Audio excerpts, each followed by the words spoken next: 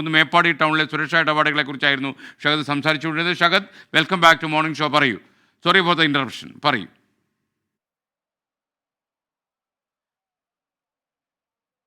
എസ്കെൻ, ഞാൻ നിൽക്കുന്നത് എസ്കെൻ സൂചിപ്പിച്ചതുപോലെ തന്നെ മേപ്പാടിയിലാണ്, മേപ്പാടി ടൗണിലാണ്. കാരണം ഇവിടെ നിന്നാണ് ഈ വാഹനങ്ങളൊക്കെ കൃത്യമായിട്ട് പരിശോധന നടത്തി അതിനുശേഷം ഈ ചൂരൽമലയിലേക്ക് കയറ്റിവിടുക. ഇപ്പോൾ നമുക്ക് കാണാം വലിയ രീതിയിലുള്ള പോലീസ് സന്നാഹം ഇവിടെ തന്നെയുണ്ട്. സംസ്ഥാനത്തിന്റെ വിവിധ ഭാഗങ്ങളിൽ നിന്ന് വന്നിട്ടുള്ള പോലീസ് ഉദ്യോഗസ്ഥരാണ് ഇന്ന് ഇവിടെ പ്രത്യേക സുരക്ഷയുടെ ഭാഗമായിട്ട് വന്നിട്ടുള്ളത്. ഇന്നലെ രാത്രി തന്നെ പോലീസ് ഉദ്യോഗസ്ഥരൊക്കെ വിവിധ ജില്ലകളിൽ നിന്നായിട്ട് എത്തിയിട്ടുണ്ട്. അപ്പോൾ വലിയ രീതിയിലുള്ള സുരക്ഷ ഈ മേഖലകളിൽ ഉണ്ട് എന്നുള്ളതാണ്. പ്രത്യേകിച്ച് ഈ വരുന്ന വഴിയിൽ അത്രയും ബാരിക്കേഡുകൾ വെച്ച് ഇത്തരത്തിൽ ആളുകളെ നിയന്ത്രിക്കാനുള്ള നടപടിയും സ്വീകരിച്ചിട്ടുണ്ട്. ഓരോ ഇടങ്ങളിലും ഓരോ പോയിന്റുകളിലും പ്രത്യേകമായിട്ട് പോലീസിനെ വിന്യസിച്ചുകൊണ്ടാണ് ഇത്തരത്തിൽ ഈ ബാരിക്കേഡുകൾ വെച്ച് നിയന്ത്രിച്ചിട്ടുള്ളത്. കൂടാതെ ഒഫീഷ്യൽ വാഹനങ്ങൾ തന്നെ, സർക്കാരിന്റെ തന്നെ പല വാഹനങ്ങളും അകത്തേക്ക് കയറ്റിവിടേണ്ട എന്നൊരു നിർദ്ദേശം ഇപ്പോൾ വന്നിട്ടുണ്ട്. കാരണം അത്രയും അധികം ഒഫീഷ്യലായിട്ട് അതിനകത്ത് കയറാൻ നിർദ്ദേശമുള്ള ആളുകൾ മാത്രം കയറിയാൽ മതി. അതിന് പ്രത്യേക പാസും ഒരുക്കിയിട്ടുണ്ട്. ഇപ്പോൾ നമുക്ക് മുന്നിലൂടെ ഇപ്പോൾ പോലീസിന്റെ വാഹനങ്ങൾ കാണാം, പല വാഹനങ്ങളുമുണ്ട്. പക്ഷേ ചില വാഹനങ്ങൾ മാത്രമേ അകത്തേക്ക് കയറ്റിവിടുന്നുള്ളൂ എന്നുള്ളതാണ് ഏറ്റവും പ്രധാനപ്പെട്ട കാര്യം. മുഖ്യമന്ത്രി ഉൾപ്പെടെയുള്ള ആളുകൾ അല്പസമയത്തിനകം, അതായത് പ്രധാനമന്ത്രിക്കൊപ്പമായിരിക്കും ഇതിലൂടെ പോവുക. 11:45 കൂടിയിട്ടായിരിക്കും കൽപ്പറ്റ ഹെലിപ്പാഡിൽ പ്രധാനമന്ത്രി വന്ന് ഇറങ്ങുക.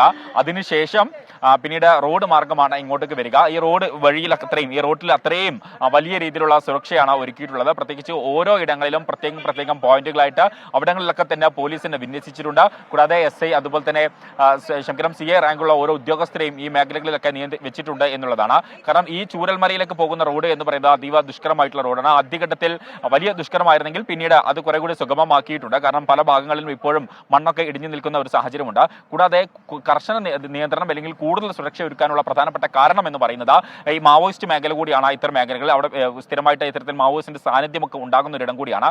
അതുകൊണ്ട് കനത്ത സുരക്ഷ ഇത്തവണ ഒരുക്കിയിട്ടുണ്ട് എന്നുള്ളതാണ്. കൂടാതെ അല്പം സമയത്തിനകം ഇത്തരത്തിൽ ഹെലികോപ്റ്റർ മാർഗം ഇത്തരത്തിൽ ഈ മേഖല നിരീക്ഷിക്കാനായിട്ട് വിവരങ്ങൾ നൽകിയത്. ഇപ്പോൾ ഒരു വാർത്ത MG പ്രതീഷ് അറിയിക്കുന്നു. തിരുവനന്തപുരം തുമ്പയിൽ കാണാതായ മത്സ്യത്തൊഴിലാളിയുടെ മൃതദേഹം കണ്ടെത്തി.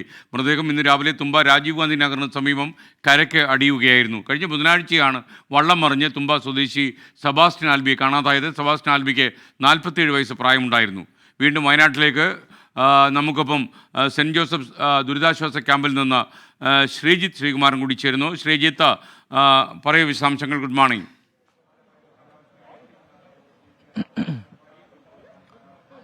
എസ്കെൻ, ഗുഡ് മോർണിംഗ്. പ്രധാനമന്ത്രി നേരെ ചൂരൽമലയിലെത്തി അവിടുത്തെ കാര്യങ്ങളെല്ലാം സന്ദർശിച്ച ശേഷം ഒരു ദുരിതാശ്വാസ ക്യാമ്പ് സന്ദർശിക്കുന്നുണ്ട് എന്ന് പറയപ്പെടുന്നു. അവിടെ വലിയ സുരക്ഷാ സംവിധാനങ്ങളൊക്കെ ഉണ്ട്. നമ്മളെ അങ്ങോട്ട് കടത്തിവിടില്ല. തൊട്ടപ്പുറത്താണ് സെന്റ് ജോസഫ് ക്യാമ്പ് ഉള്ളത്, girls higher secondary school saint Joseph. നമ്മളെ അങ്ങോട്ട് കടത്തിവിടില്ല. വളരെ വലിയ സുരക്ഷ ഈ മേഖലയിൽ ഒരുക്കിയിട്ടുണ്ട്. അവിടെ എത്തി പ്രധാനമന്ത്രി ഈ വഴിയാണ് കടന്നു വരിക. ആ പ്രദേശത്ത് മേപ്പാടി ടൗണാണ് ആ മേഖല. ഇവിടെയൊന്നും ഇപ്പോൾ ഒരു വാഹനങ്ങൾ പോലും കാണുന്നില്ല. വാഹനങ്ങൾ വളരെ ചുരുക്കം ചില വാഹനങ്ങൾ മാത്രമേ കടത്തിവിടുന്നുള്ളൂ. അത് കൃത്യമായ രീതിയിൽ അവരോട് പറയണം എന്തിനാണ് അങ്ങോട്ട് പോകുന്നത് എന്ന് പറയണം. തദ്ദേശവാസിയാണോ എന്ന് പരിശോധിക്കുന്നുണ്ട്. പുറമേയുള്ള ആളുകളെയൊക്കെ കൃത്യമായി നിർത്തി ഓരോ മേഖലയിലും, നേരത്തെ ഷഹ സൂചിപ്പിച്ചതുപോലെ CI റാങ്കിലുള്ള ഉദ്യോഗസ്ഥനാണ് ഓരോ മേഖലയിലും ഓരോ പോയിന്റ് ബൈ പോയിന്റ് ചുമതല നൽകിയിരിക്കുന്നത്. അവിടെ വന്ന് അദ്ദേഹത്തോട് കാര്യം പറഞ്ഞ് ബോധ്യപ്പെടുത്തിയ ശേഷം കൃത്യമായ രീതിയിൽ മുന്നോട്ട് പോവുക. ഒരു കാരണവശാലും വഴിയരികിൽ വാഹനങ്ങൾ പാർക്ക് ചെയ്യാൻ അനുമതിയില്ല. അത് പോലീസ് വാഹനങ്ങൾ പോലും കൃത്യമായ രീതിയിൽ അത് സെന്റ് ജോസഫ് സ്കൂളിന് അകത്തേക്കോ അല്ലെങ്കിൽ അവിടുത്തെ ഒരു ചർച്ചുണ്ട് അതിനകത്തേക്കോ മാറ്റിയിടാനാണ് നിർദ്ദേശം നൽകിയിരിക്കുന്നത്. ദുരിതബാധിതരുമായി ഏതാണ്ട് 11:45 എത്തിച്ചേരുമെന്ന് പറയുന്നു. അങ്ങനെയാണെങ്കിൽ ഏതാണ്ട് 1 മണിയോടുകൂടി അദ്ദേഹം ഈ ക്യാമ്പിൽ എത്തിച്ചേരുമെന്നാണ് പ്രതീക്ഷിക്കപ്പെടുന്നത്. മുഖ്യമന്ത്രിയും അദ്ദേഹത്തോടൊപ്പം ഉണ്ടാകും. ദുരിതബാധിതരെ നേരിൽ കണ്ട കാര്യങ്ങൾ സംസാരിക്കും. ഈ ക്യാമ്പിൽ വീട് നഷ്ടപ്പെട്ടവർ, പൂർണ്ണമായി നഷ്ടപ്പെട്ടവർ, ഉറ്റവരെയും ഉടയവരെയും ഒക്കെ നഷ്ടപ്പെട്ടവരുണ്ട്. ഇവരോട് പ്രധാനമന്ത്രി സംസാരിക്കും. എന്തായാലും ഇവരുടെ വിഷമം കണ്ടിട്ടാണെങ്കിലും കേന്ദ്രം കൃത്യമായ രീതിയിൽ പാക്കേജ് പ്രഖ്യാപിക്കുമെന്നൊരു പ്രതീക്ഷയാണ് ഉള്ളത്. അതോ കേവലം ഉദാരമായ ഒരു സമീപനം ഞങ്ങൾ സ്വീകരിക്കുമെന്ന് പറഞ്ഞു പോവുകയാണോ എന്നൊരു ചോദ്യവും നിലനിൽക്കുന്നുണ്ട്. എന്തായാലും വലിയ സുരക്ഷാ സംവിധാനങ്ങൾ അല്പനിമിഷങ്ങൾക്കകം KR ഗോപികൃഷ്ണൻ കൂടി നമുക്കൊപ്പം ചേരുന്നു. പ്രധാനമന്ത്രിയുടെ സന്ദർശനം വളരെ പ്രതീക്ഷയോടെയാണ് നമ്മൾ കാണുന്ന. വയനാടിന് പ്രത്യേക പാക്കേജ് പ്രഖ്യാപിക്കും. മാത്രമല്ല ദുരിതാശ്വാസ ക്യാമ്പുകളിലൊക്കെ അദ്ദേഹം പോകുന്നു. അതുകൊണ്ട് തന്നെ അവിടുത്തെ അപകടത്തിൻ്റെ വ്യാപ്തി അദ്ദേഹത്തിന് നേരിട്ട് മനസ്സിലാക്കാൻ കഴിയും എന്നാണ് എല്ലാവരുടെയും പ്രതീക്ഷ.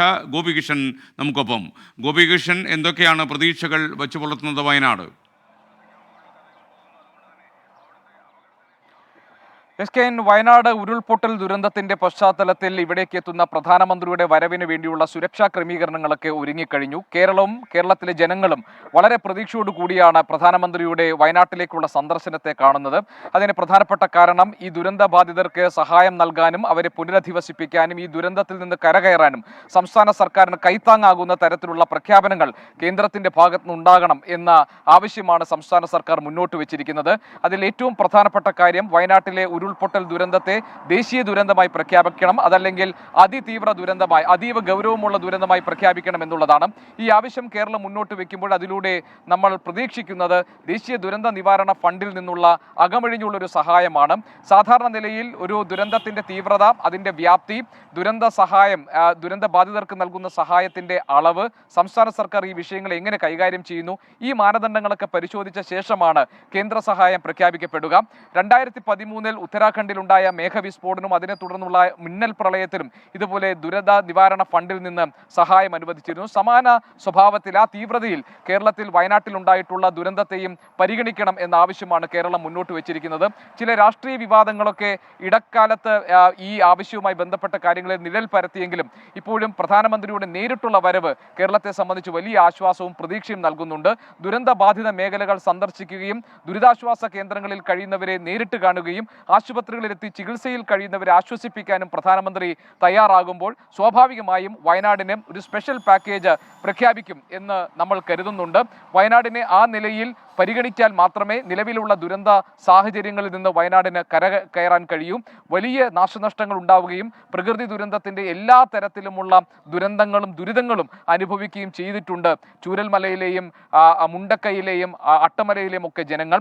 അതുകൊണ്ട് തന്നെ മേപ്പാടിയിലെ 10, 11, 12 വാർഡുകളെ ഇല്ലാതാക്കിയ ഈ ദുരന്തത്തിൽ ആശ്വാസമേകുന്ന തരത്തിലുള്ള ഒരു സഹായം കേന്ദ്രത്തിൽ നിന്ന് കേരളം പ്രതീക്ഷിക്കുകയാണ്. മറ്റ് സാങ്കേതിക തടസ്സങ്ങളോ നിയമപരമായ തടസ്സങ്ങളോ ഇതിനുണ്ടാകില്ല എന്ന പ്രതീക്ഷ സംസ്ഥാന സർക്കാരിനുണ്ട്.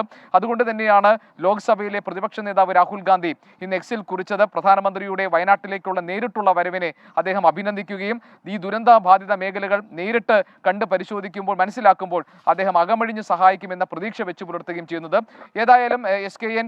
ഏതാനും മണിക്കൂറുകൾ മാത്രമാണ് ബാക്കിയുള്ളത്. പ്രധാനമന്ത്രി നരേന്ദ്രമോദി വയനാട്ടിലെ ദുരന്ത ബാധിത മേഖലകൾ സന്ദർശിക്കാൻ എത്തുന്നു. SKMJ സ്കൂളിൽ ഒരുക്കിയിരിക്കുന്ന ഹെലിപാഡിലാണ് അദ്ദേഹത്തിന്റെ ഹെലികോപ്റ്റർ വന്നിറങ്ങുക. നമുക്ക് ഇപ്പോൾ കിട്ടുന്ന വിവരങ്ങൾ അനുസരിച്ച് ഹെലികോപ്റ്ററിൽ ഇറങ്ങുന്നതിന് മുൻപ് തന്നെ അദ്ദേഹം വ്യോമ നിരീക്ഷണം നടത്തും ഈ ദുരന്ത ബാധിത മേഖലകളിൽ എന്നാണ്. അദ്ദേഹത്തോടൊപ്പം മുഖ്യമന്ത്രിയും ചീഫ് സെക്രട്ടറിയും ഹെലികോപ്റ്ററിൽ ഉണ്ടാകും. അവർ ഈ കാര്യങ്ങൾ എന്തൊക്കെയാണെന്ന് വിശദീകരിക്കും. അദ്ദേഹത്തിന് ഓരോ മേഖലകളിലും എത്തി അവിടെ എന്തൊക്കെ സംഭവിച്ചു എന്ന കാര്യങ്ങൾ വിശദീകരിക്കും. അങ്ങനെ പ്രധാനമന്ത്രിക്ക് നേരിട്ട് തന്നെ ദുരന്തത്തിന്റെ ആഘാതം എത്രത്തോളം ഉണ്ടെന്നും അതിന്റെ തീവ്രത എത്രത്തോളം ഉണ്ടെന്നും എത്രത്തോളം ദുരിതാശ്വാസ ക്യാമ്പുകളിൽ കഴിയുന്ന ആളുകൾ ഈ തുടർന്നുള്ള ജീവിതത്തിന് അവർക്ക് ഏത് തരത്തിലുള്ള സഹായം ആവശ്യമാണ് എന്നുമൊക്കെ അദ്ദേഹത്തിന് നേരിട്ട് ബോധ്യപ്പെടുത്താൻ കഴിയും എന്ന പ്രതീക്ഷ സംസ്ഥാന സർക്കാരിനുണ്ട്. ഈ കാര്യങ്ങളിൽ ഇനി തീരുമാനമുണ്ടാവുക കേന്ദ്ര സർക്കാരിന്റെ ഭാഗത്തു നിന്നാണ്. ഏതായാലും സംസ്ഥാന സർക്കാർ നൽകുന്ന റിപ്പോർട്ടുകൾക്ക് പുറമെ കേന്ദ്ര ആഭ്യന്തര മന്ത്രാലയം ഒരു 9 അംഗ സംഘത്തെ നിയോഗിച്ചിട്ടുണ്ട്. ഈ 9 അംഗ സംഘം ഇവിടെ എത്തി നേരിട്ട് കണ്ട് ഈ ആഘാതം എത്രത്തോളം തീവ്രമാണ് എന്ന കാര്യങ്ങൾ വിലയിരുത്തുകയും നാശനഷ്ടങ്ങൾ എത്രത്തോളം ഉണ്ടായിട്ടുണ്ട് എന്നതും ഈ ഭൂപ്രദേശത്ത് ഇനി ഒരു ജനവാസം സാധ്യമാണോ എന്ന് തുടങ്ങി അതിനനുസരിതമായിട്ടുള്ള പുനരധിവാസ പാക്കേജുകൾ ഏത് തരത്തിൽ വേണമെന്ന കാര്യമൊക്കെ നിശ്ചയിക്കപ്പെടുക ഈ 9 അംഗ സംഘം നൽകുന്ന റിപ്പോർട്ടിന്റെ കൂടി അടിസ്ഥാനത്തിലായിരിക്കും. ഈ എല്ലാ കാര്യങ്ങളും പരിഗണിച്ചുകൊണ്ടുള്ള ഒരു ഉദാരമായ സമീപനം ഈ പുനരധിവാസ പദ്ധതി അടക്കമുള്ള അല്ലെങ്കിൽ സംസ്ഥാന സർക്കാർ നടപ്പാക്കാൻ ഉദ്ദേശിക്കുന്ന ടൗൺഷിപ്പ് പോലെയുള്ള പ്രൊജക്ടുകളിൽ കേന്ദ്രത്തിന്റെ അകമഴിഞ്ഞുള്ള ഒരു സഹായവും പിന്തുണയും ഉണ്ടാകും എന്ന തികഞ്ഞ ശുഭപ്രതീക്ഷയിലാണ് കേരളമുള്ളത്. അതുകൊണ്ട് തന്നെ പ്രധാനമന്ത്രിയുടെ വയനാട്ടിലേക്കുള്ള വരവിനെ കേരള സർക്കാരിനൊപ്പം തന്നെ കേരളത്തിലെ ജനങ്ങളും ആകാംക്ഷയോടുകൂടിയും പ്രതീക്ഷയോടുകൂടിയും ഉറ്റുനോക്കുന്നു. എസ്.കെ.